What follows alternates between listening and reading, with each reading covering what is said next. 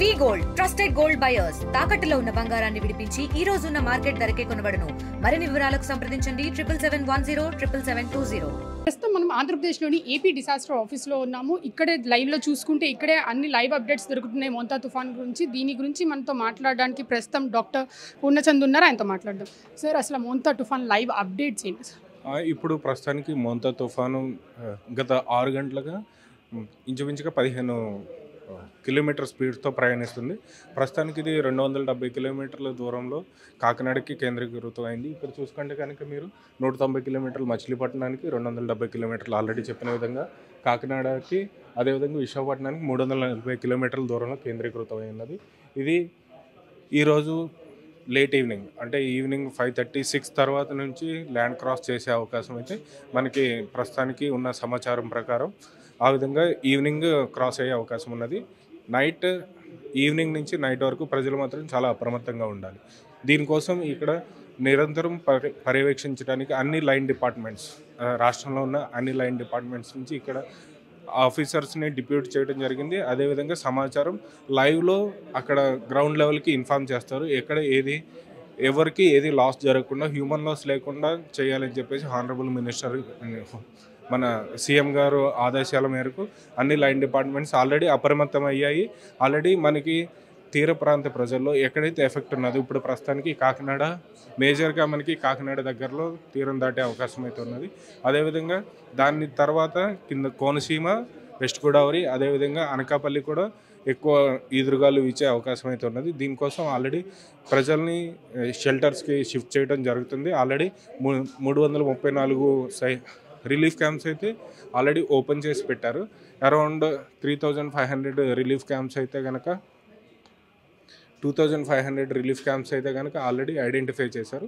334 relief camps already open చేసి already జనాల్ని దానిలోకి తరలించడం జరుగుతుంది, సేఫ్ ప్లేస్లో పెట్టడానికి. తీరం దాటితే ఎలాంటి ఇంపాక్ట్ వచ్చే అవకాశం ఉందంటారు?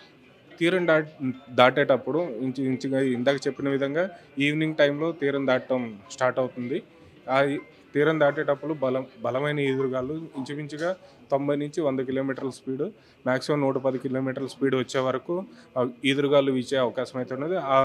ఆ సమయంలో ప్రజలు మాత్రం అప్రమత్తంగా ఉండాలి, హోర్డింగ్స్కి దూరంగా ఉండాలి. అదేవిధంగా చెట్ల కింద మాత్రం ఎవరు ఉండొద్దు అని చెప్పేసి ఆల్రెడీ ఇన్స్ట్రక్షన్స్ అయితే ఇవ్వడం జరిగింది. ఇక్కడ చూసుకుంటే కనుక మీరు ఏ జిల్లాలో అయితే ఎక్స్ట్రీమ్లీ హెవీ రెయిన్ఫాల్ ఇచ్చారో ఆల్రెడీ ఇన్ఫర్మేషన్ అయితే జిల్లా యంత్రాంగానికైతే సమాచారం చేరవేయటం జరిగింది. ఆల్రెడీ దీని ప్రకారం అక్కడ యాక్షన్ ప్లాన్స్ ప్రిపేర్ చేసి అదేవిధంగా దానికి తగిన రీతిగా వాళ్ళు పనిచేస్తున్నారు. అంటే ఏ జిల్లాలో రెడ్ అలర్ట్ ఉంది, తర్వాత ఏ జిల్లాలో ఆరెంజ్ అలర్ట్ ఇచ్చారు సార్? ఓకే, ఈరోజు చూసుకుంటే కనుక మొత్తం కోస్టల్ ఆంధ్రప్రదేశ్ మొత్తానికి రెడ్ అలర్ట్ ఇచ్చారు. ఎక్కడి నుంచి అంటే నెల్లూరు నుండి పల్నాడు, బాపట్ల, ఎన్టీఆర్, కృష్ణా, ఏలూరు, వెస్ట్ గోదావరి, ఈస్ట్ గోదావరి, కోనసీమ, కాకినాడ, అనకాపల్లి, విశాఖపట్నం, అదేవిధంగా అల్లూరు సీతారామరాజు, పార్వతీపురం, విజయనగరం, శ్రీకాకుళం, ఈ అన్నింటికి ఈరోజు అయితే మాత్రం రెడ్ అలర్ట్ ఇవ్వడం జరిగింది. రేపు ఉదయం వరకు ప్రజలు చాలా అప్రమత్తంగా ఉండాలి. భారీ వర్షాలు, ఈదురుగాలు వచ్చే అవకాశం ఉందని చెప్తున్నారు. జిల్లా కలెక్టర్ ఎలాంటి సంచారం ఆదేశించారు మీకు? ఆల్రెడీ వీటి కోసం ఎక్కడైతే ఎక్కువ ప్రభావిత ప్రాంతాలు ఉంటాయో లోతట్టు ప్రాంత ప్రజల్ని ఆల్రెడీ షెల్టర్ హోమ్స్కి షిఫ్ట్ చేయమని చెప్పేసి జరిగింది. ఎక్కడైతే కనుక వీక్ హోర్డింగ్స్ ఉంటే అన్నీ రిమూవ్ చేయమని చెప్పేసి ఆదేశాలు అయితే ఇవ్వడం జరిగింది.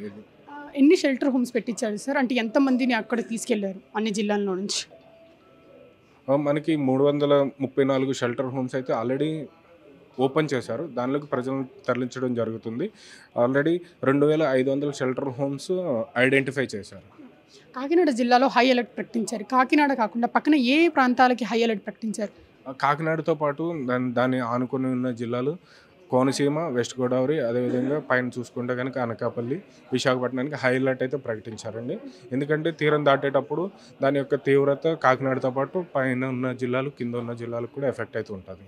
అంటే తుఫాన్ వల్ల ప్లేన్స్, ట్రైన్స్ కూడా ఆపేశారు. గవర్నమెంట్ ట్రాన్స్పోర్ట్ కూడా, పబ్లిక్ ట్రాన్స్పోర్ట్ కూడా యూజ్ చేయొద్దని చెప్తున్నారు. ఎందుకు అంత హై అలర్ట్ ఎందుకు ఇచ్చారు? ఎందుకంటే అది తీరం దాటే సమయంలో మనకు చూసుకుంటే ఈదురుగాలు ఎక్కువ ఉంటాయి. ఎవరైనా ట్రాన్స్పోర్టేషన్లో ఏమైనా ఇష్యూ వస్తే కనుక లాస్ ఎక్కువ జరిగే అవకాశం ఉంటుంది. అందుకని చెప్పేసి ట్రాన్స్పోర్ట్ మొత్తం బ్లాక్ చేయడం జరిగింది.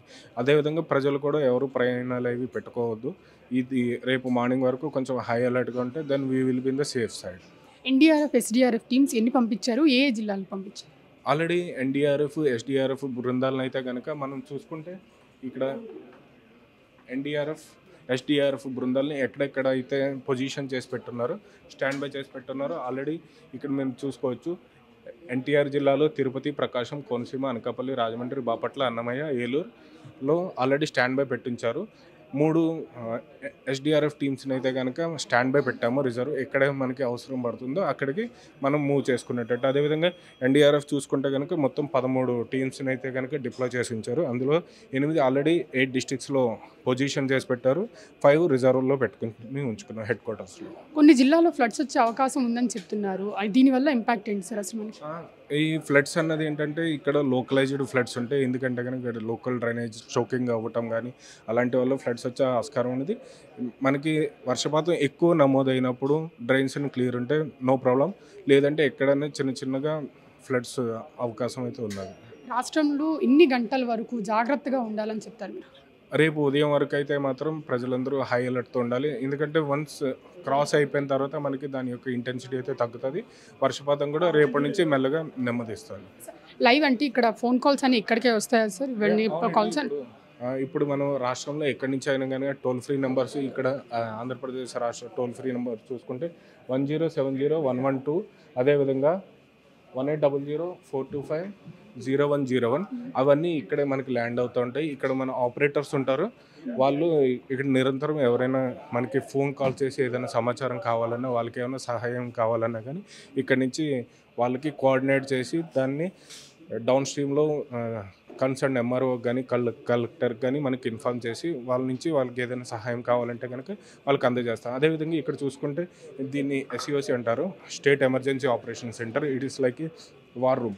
ఇక్కడ అందరూ అధికారులు ఉంటారు, ఎస్డిఎంఏకి సంబంధించి అధికారులు. అదేవిధంగా ఆపరేటర్స్ వీళ్ళు ఎప్పుడు కంటిన్యూస్గా వెదర్ సిచ్యువేషన్, అదేవిధంగా రాష్ట్రంలో ఉన్న పరిస్థితుల్ని అంచనా వేసి వాళ్ళకి ఏ విధంగా సూచనలు ఇవ్వాలని చెప్పేసి ఎండి గారి దృష్టిలో పెట్టి దాన్ని సమాచారం అందజేస్తూ ఉంటాం. ఇవన్నీ live updates collector and Anitha గారు తీసుకుంటున్నారండి? Yes madam. ఇప్పుడు ఏదైతే లైవ్ అప్డేట్స్ ఉంటాయో దాన్ని ఇక్కడి నుంచి సమాచారం సీఎంఓకి, అదేవిధంగా సంబంధిత మంత్రివర్గానికి కూడా అందజేయడం జరుగుతుంది. దీంతోపాటు NDMA, national disaster management authority వాళ్ళకు కూడా మనం ఇన్ఫర్మేషన్ ఇస్తున్నాం. తెలుగులో న్యూస్ కి ఫాస్టెస్ట్ యాప్ ఇప్పుడు టోటలీ న్యూ అవతార్లో. జస్ట్ 5 seconds లో కంప్లీట్ న్యూస్, సోషల్ మీడియాలో ట్రెండ్స్ కి one stop solution, live TV app, voice search option తో ఇప్పుడే డౌన్లోడ్ చేయండి లేదా అప్డేట్ అయిపోండి. యాప్ లింక్ డిస్క్రిప్షన్ లో ఉంది.